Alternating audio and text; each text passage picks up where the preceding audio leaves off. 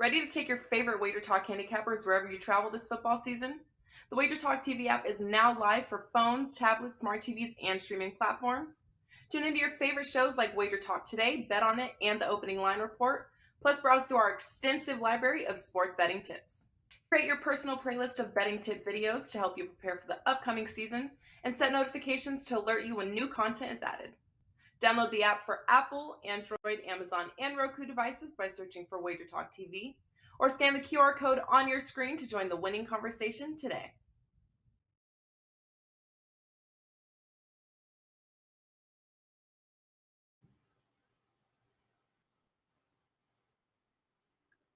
Welcome in to the best damn college football show out there. Drew Martin, Ralph Michaels, Robbie Veno, breaking down the playoff games in college football. We got TCU and Michigan, and Georgia and Ohio State on today's show with two of the best college football minds in the business. Going around the horn here, Ralph Michaels at Cal Sports LV on Twitter, WagerTalk.com. Cal Michaels, Ralph Michaels. I don't know what you're going by. Stat Daddy is my favorite name.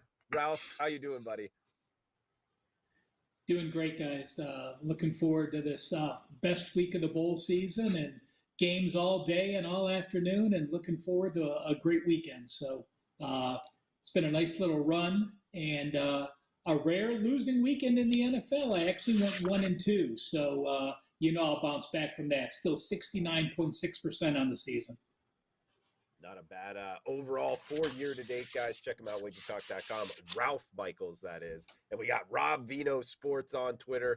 Robbie Veno to me. Robbie, welcome in, buddy. How you feeling? I am good today, guys. Glad to be here on another episode of Best Damn College Football Show. College football bowl game's been going good here as well, Drew. 7-3 over the course of 10 bowl game selections, last 10. Last night, I picked up a 5% winner on the East Carolina game up and over the totals. So we have another one up and available right now at WagerTalk.com. And as Ralph said, it's wall-to-wall bowl action. So continue to check the WagerTalk.com website because these bowls are going to be posted sometimes, in my case, a few hours before they go. So you want to keep yourself informed. Just keep checking. And if you're already a member, you'll get them instantly. So we're going to try and keep this thing rolling, Drew. Like I say, 70% over the last 10. Absolutely, man. Cashing in those tickets. Rob Veno, Ralph Michaels. I am Drew Martin. So, guys, let's not bury the lead here. The first playoff game, New Year's Eve. We get TCU and Michigan. Big 12 conference, Big 10 conference matchup. Ralph, we'll start off with you, man. What are your thoughts here? Michigan, -7.5-point favorites. 58.5 being the total. The Fiesta Bowl, heading out to Arizona, afternoon kick here on New Year's Eve. You like it anything? TCU and Michigan. Well, first I wanted to look at what happens when teams get to the playoff 1 year and lose and get back to the next. It's happened 4 times. Michigan is the 5th. In 2014, Bama lost to Ohio State, came back, shut out Michigan State. Clemson lost to Bama in 2017, came back, beat Notre Dame. Oklahoma lost to Bama, then lost to LSU. So Oklahoma is the team that's lost back-to-back. And in 2019, Ohio State lost to Clemson and then beat Clemson in the rematch. So 4 out of 5 times, the team that has lost and has bounced back.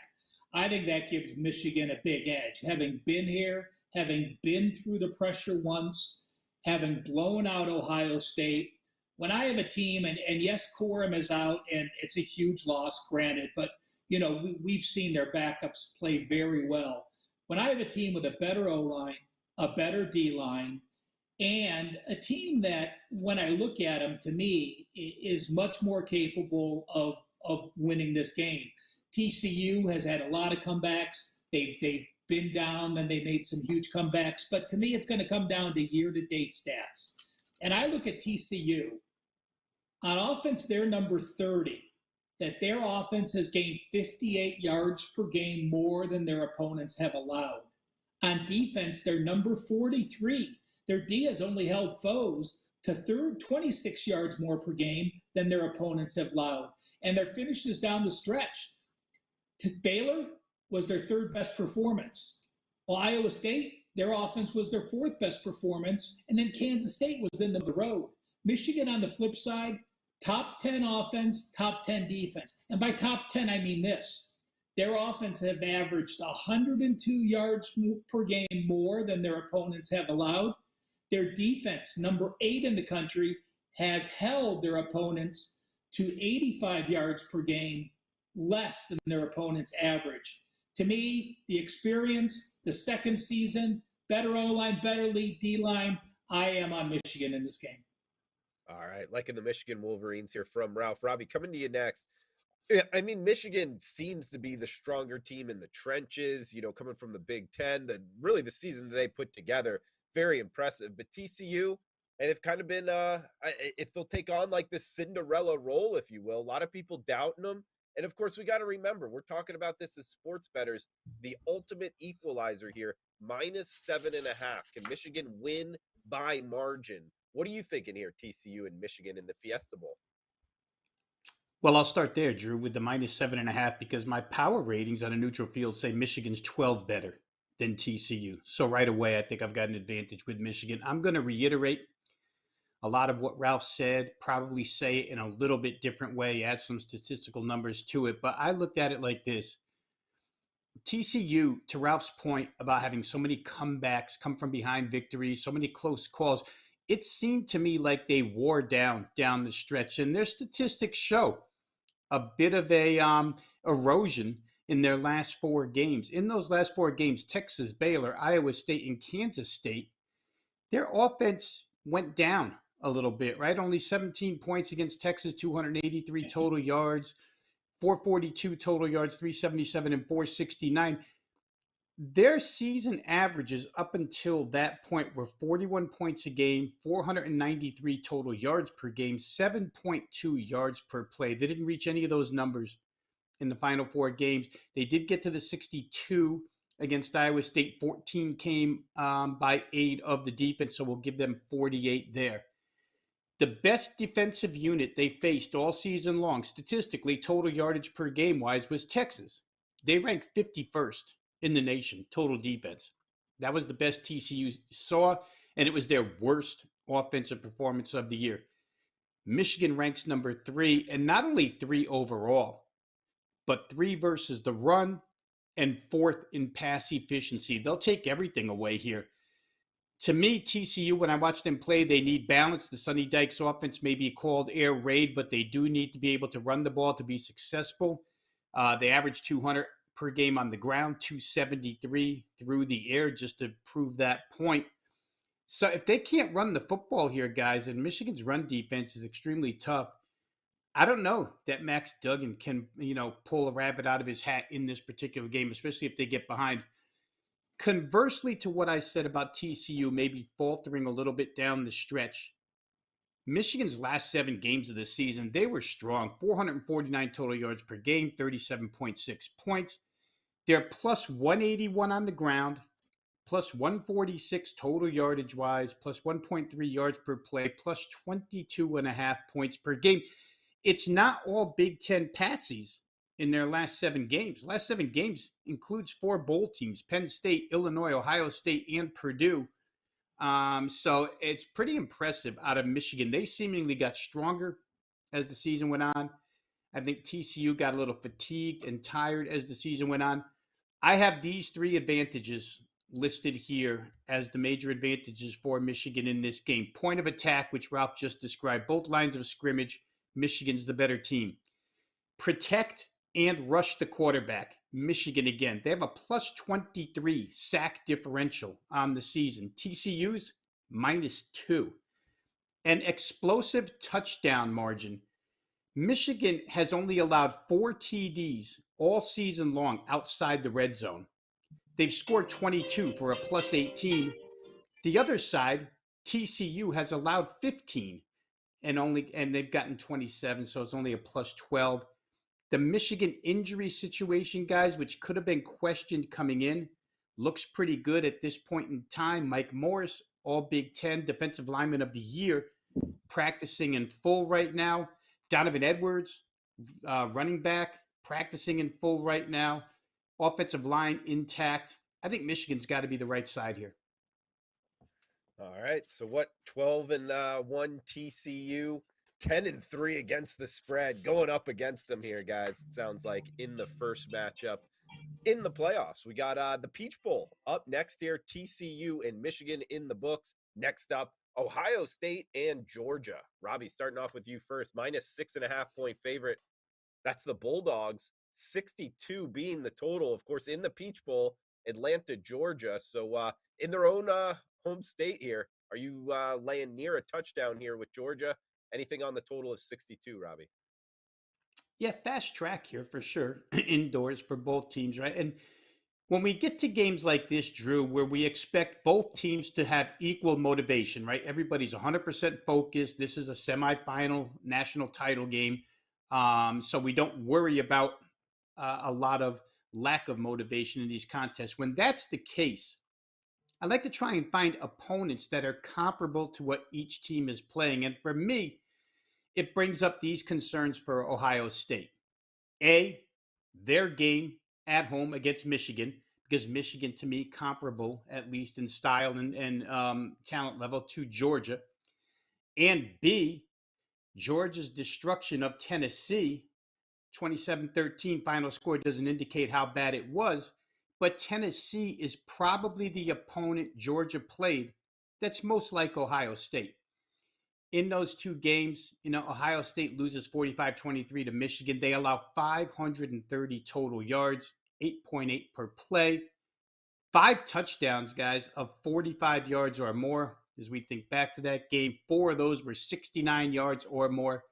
That's troublesome if you're Ohio State. And then the Georgia game against Tennessee, with all those wide receivers and that high-flying pass attack, held Tennessee to 289 total yards, 3.9 per play, sacked Hendon Hooker 6 times. Hendon Hooker a little bit more mobile than C.J. Stroud. Pass defense only allowed 195 passing yards. All that stuff has to be straightened out for Ohio State to get the money here, to get the victory, and probably to get the money. Can it be done? It's possible. I think if you're Ohio State, when they walked into the Michigan game, they game planned to force J.J. McCarthy to throw the football. Up until that point, J.J. McCarthy had not proven that he could beat anybody downfield, but his legs were his major weapon. In that particular game, Ohio State dared him, and guess what? J.J. McCarthy beat him. But they don't have to prepare for that here. Stetson Bennett in no way, shape, or form is the same runner that McCarthy is. So Ohio State can come in here. Jim Knowles has extra time to prepare for this.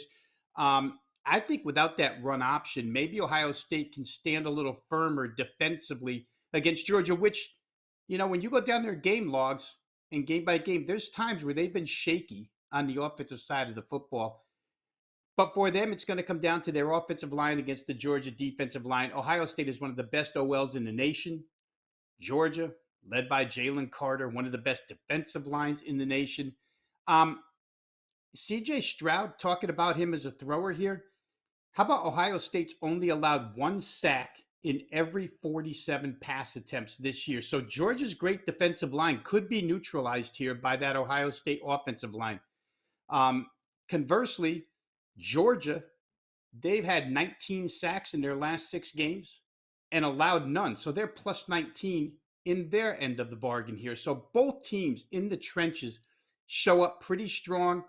I don't think it's anywhere near the type of discrepancy that we just talked about with Michigan and TCU. Georgia's got really good line of scrimmage numbers. I won't go through all of them now. That Michigan game has got to be squared away by Ohio State because they were manhandled at the point of attack in the run game. Michigan 7.2 to 4.9 yard per carry margin. That's minus 2.3 if you're Ohio State. It can't happen here.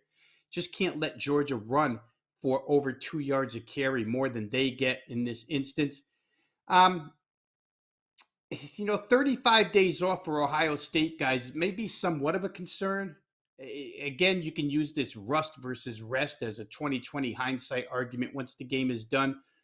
But I think they're so happy to be here that I'm not too worried about the 35 days off. Georgia's had a little less because they played in a championship game. Power ratings say that Ohio State can stay within this number. I think it's possible too, so I may be on the underdog here plus the 6.5. All right, sounds like Robbie like an all Big Ten national championship. That would, I don't know if that'd be good for ratings here, Ralph. But I mean, speaking of ratings, it's an all New Year's Eve playoff. Last time this happened, the ratings weren't very good. So not sure why college football is going back to it. But either way, Ralph, any thoughts on that? Any thoughts here? Ohio State and Georgia Bulldogs laying 6.5. Well, you're doing it because on January 1st is the NFL, so all your traditional January 1st bowl games are played January 2nd. That puts you too close to the national championship without enough time to travel and the media and the fans to get there. So, it's either New Year's Eve or have it the day before because you're not going to go later. Let's remember this: Ohio State is 8-2 as a dog. You have one of the best dogs in college football. You have a dog that's also playing with house money. After the loss to Michigan, they weren't expecting to be there, yet they are there. I would be on Ohio State, but let's remember, probably their two best non-quarterback players are missing. You don't have Trevian Henderson, and yes, Myron Williams came on and actually led the team in rushing, but Henderson is as important. And then you don't have Jigma Smith. Now, Marvin Harrison is a consensus All-American, but Jigma Smith is still going to be a first-round pick, and not having him in this game because of an injury is a big loss. So you're missing those two weapons. Georgia, third time in this stadium. Remember, they opened up crushing Oregon 49-3. They just beat LSU here 50-30. So you are playing three times in the season, back-to-back games in your home state, massive edge. I give them a 3-point advantage just for that situation. I do look at Ohio State, and will they be able to pass the ball? And despite Georgia's numbers, I do think so. Rob brought up a good point about the Tennessee game and how Georgia handled that. But let's remember this: that Tennessee game was pouring rain and wind. This is in a dome in a fast track against the only other top passing team. Now, I'm not counting Mississippi State, because Mississippi State, we know that air raid is dink and dunk. You keep the players ahead of them. If you tackle them, you're going to be able to stop the Mississippi State offense. LSU put up 502 yards. LSU's a top 40 pass offense. So I look at it as Ohio State is going to be able to move the ball. I look at Ohio State's weaknesses, and I think their DBs are stronger than their D-line, which is surprising when you look at the talent they have on that D-line. Let's remember, they allowed 206 yards rushing at Northwestern. That was another crazy win game, 30 miles an hour. Northwestern, even though they knew Northwestern was going to run, they did have a quarterback who he was in the Wildcat a lot, made a lot of those yards in that situation, so not quite the same. But the Michigan game scares me, allowing 252 yards per game. I'm going to lean Ohio State. Missing those two players, I am not going to be on the game for that reason. But I will go to Mark Lawrence for a stat he had in this game. And it's teams that win your conference title, as I'm looking forward, and I'm bumbling now, teams that won and covered their conference title game against a team coming off a loss as a favorite like Ohio State are 0-10 straight up and 1-9 ATS since 2008. Georgia's been here, done that, of course. You're talking about a championship team. But when you're playing with house money against a team playing with pressure, I'm going to back Ohio State and their 80% record as a dog. Yeah, and it's off the 7 too, guys. You can get them plus 6.5 looking towards the Ohio State Buckeyes. Pretty much across the board looking at the WagerTalk live odds screen. We got going around the horn one more time, guys. Kind of final thoughts on the show. Also wanted to bring up something. If you look at the futures, we get Georgia minus 130 to win the national championship, Michigan plus 300, Ohio State plus 360, and TCU plus 1,800. So plus 1,800 meaning you risk 100, you win $1,800 if TCU wins the national championship. And then Georgia minus 130, you're having to risk $130 just to win 100. So huge discrepancy here. I don't know off the top of my head, but maybe last year's Cincinnati had more of a plus price, but I doubt it. This might be the biggest underdog of all going into the playoffs. What about taking a shot here, plus 1,800, Rob Vino, on TCU? Do you think there's any advantage to that? Because I will tell you this, if they do somehow shock the world against Michigan, they're not going to be anywhere near plus 1,800 in the national championship game. Any thoughts on that? Any futures play that you like there? And any final thoughts, best bet here for the show? Well, where TCU is concerned, you're at plus 1,800. All they really have to do is win one game for you to lock in some sort of profit, because you can come back the other way against them in a national title game. And at plus 1,800, you'll have a profit in both sides in the game. So you can't lose. So if you want to take that shot, if you think they can win straight up, absolutely it's worth it. They're only a 7.5 point underdog. It's not like they're a 21-point dog. So, if you like that type of thing, probably worth a shot. I really think that Michigan is the team at this point in time that has the best opportunity to beat Georgia. So if they get past game one, what'd you say, Drew? Plus 300 for Michigan? Yeah, I think that if I was going to look, I'd probably look that way. I think they could handle Ohio State in a rematch again. It would be difficult. You'd be asking them to beat Ohio State 3 straight times. If Ohio State got past Georgia, Michigan certainly has a little bit of revenge factor versus Georgia. So I'm not on any of these, but I would say that if you're interested in TCU, all you have to do is win one and you've made yourself money. And if you're interested in, which one you think is going to land as the winner here, I think, out of the plus prices, I would prefer Michigan. Okay. Ralph, anything on futures, and do you have a best bet for the playoffs? Any final thoughts for the show? Well, I think TCU, you're throwing away money on TCU, but I will say this, Drew. To me, it's a very good point you bring up the 1,800, because TCU is a plus 250 money dog. And if they win this game, they're going to be in the plus 250 range again. So you take a 250 dog and a 250 dog and you parlay them, you're only getting $1,125 to 1. So if you do like TCU, betting the future is much better than betting the money line in this matchup. So I will give that as a shout out, but I'm not going to bet it. But logically, it makes sense because so many people are betting the favorites here. You have an inflated price for a TCU team where they're getting better than true odds for what they would be. As a best bet on the show, I'm going to give the lightest of leans on a game we're talking about here. And I would bet first quarter Ohio State, Georgia.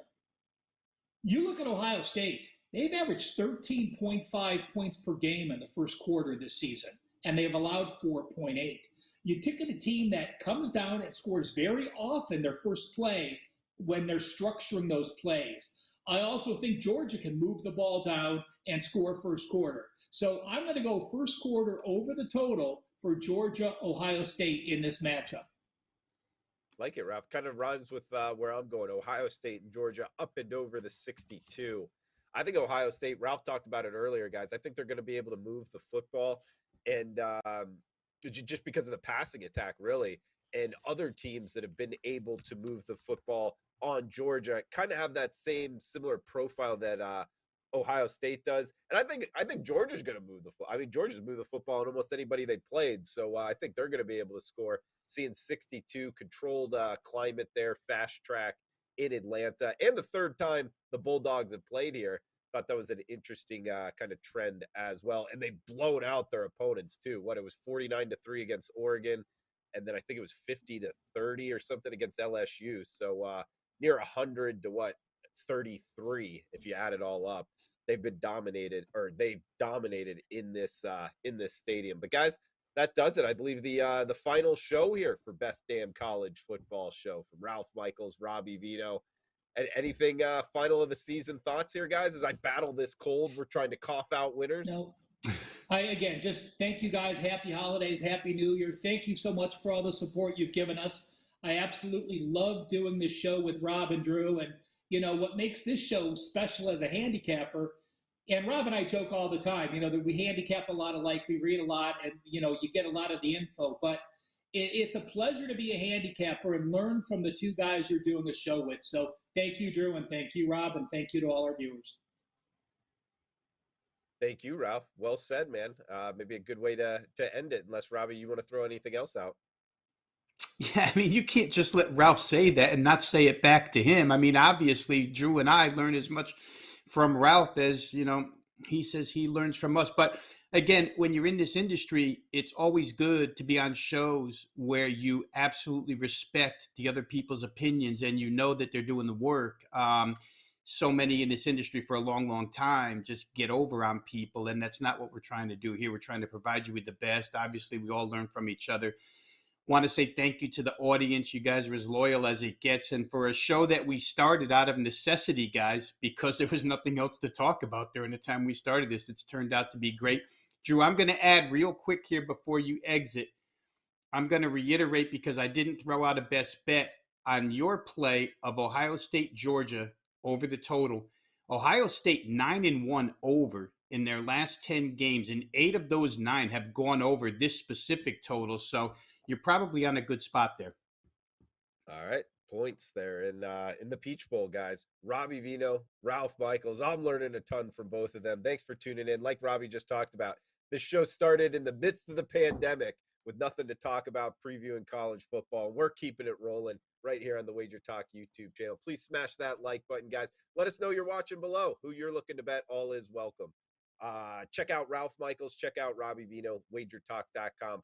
5% up and available. Thanks for tuning in, guys. Cash those tickets.